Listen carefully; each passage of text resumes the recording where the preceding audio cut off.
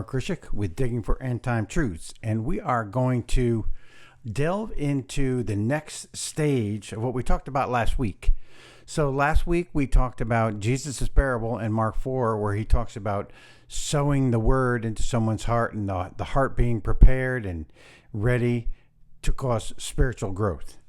So the age-old question for Christians, and I see this all the time, is how do I begin to walk out this walk? So that's what we're going to discuss today, right?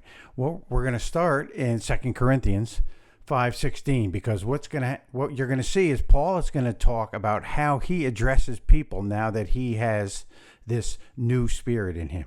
Remember, we are a spirit, we have a soul, and we live in a body. That's from last week, right? Remember, I said 21 days, spiritual growth. Okay, so Paul is going to talk about how he addresses people. And he's in 2 Corinthians 5:16, he says, therefore, from now on, we regard no one according to the flesh. Okay, so he's talking about how he relates to people. That means to you and me, the angry neighbor or the ungodly boss or the rude, obnoxious coworker. Or so do we just flesh out back at them and get angry and scratch their car or do whatever?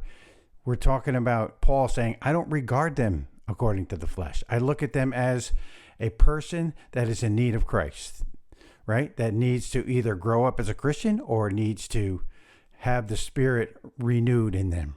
So that's how Paul addresses it, right? That's 2 Corinthians. So from there, the practical reality of life is Paul starts to talk about it in Galatians. So how do we do this? Do we fix the flesh? Do we constantly work on it and try and fix this about ourselves and fix that about ourselves?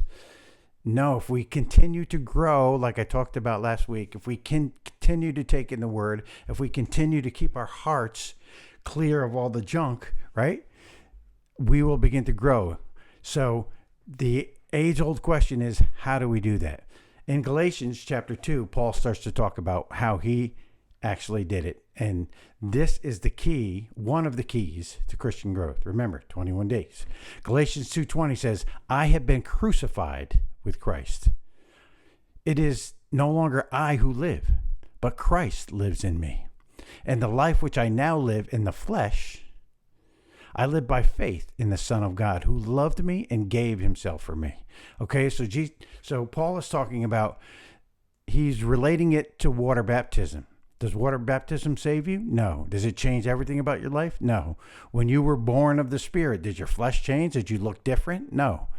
What changed? You had a born again spirit. So Paul says the flesh part of you, in your baptism, when you get baptized, it's just an outward sign. You go under the water, like dying with Christ, and then you're raised up again, a new creation in Christ, right? With that new spirit in you. He says, I've been crucified with him. Okay, so Colossians chapter 3, verse 1 says, if then you were raised with Christ, talking about coming out of the water in baptism, seek those things which are above, where Christ is, sitting at the right hand of God. Verse 2 says, set your mind on things above, not on things on the earth. Verse 3 says, for you died. You're dead man. And your life is hidden with Christ in God, right? So verse 4 says, when Christ, who is our life, appears, and we'll talk about that later. That is an awesome subject. But when Christ appears, then you also will appear with him in glory. And verse 5 says, therefore, put to death your members. He's talking about the parts of your body that want to do fleshly things. Put to death, dead, buried in baptism, risen again. Therefore, put to death your members which are on the earth, fornication, uncleanness, passion, evil desire, covetousness, which is idolatry. Okay, in verse 6, he goes on and he says, because of these things, the wrath of God is coming upon the sons of disobedience.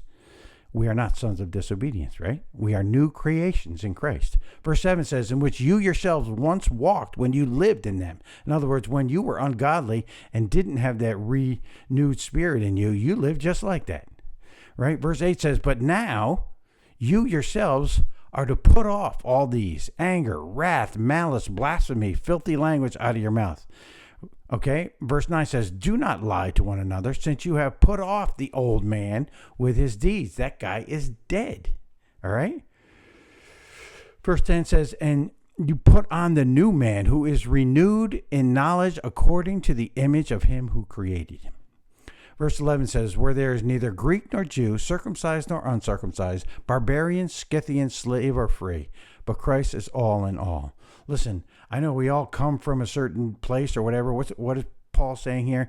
Listen, it doesn't matter if you're slave or free or black or white or Chinese or Indian or whatever. You are a new creation in Christ, and that's the way we need to see ourselves, right? So I want to leave it right there for today, and I want you to grasp this, that you are dead. Dead men don't get offended. Dead men don't snap back at people. Dead men don't get angry because your boss is a nasty guy. Dead men don't act like that. So we are dead. Our old man is dead and our new man has risen to life. If we can begin to look at life like that, we can walk out this fruits of the Spirit that we talked about last week. So I want to leave that right there with you. Have a blessed day. I hope to see you again next time on the Morning Breadcast. Thanks for tuning in. And remember, like, subscribe, and share this so we can get this out to the world and we can get people to grow up. Let's put in our 21 days and let's see ourselves change and become a mature Christian in Christ. God bless you, and we'll see you again tomorrow.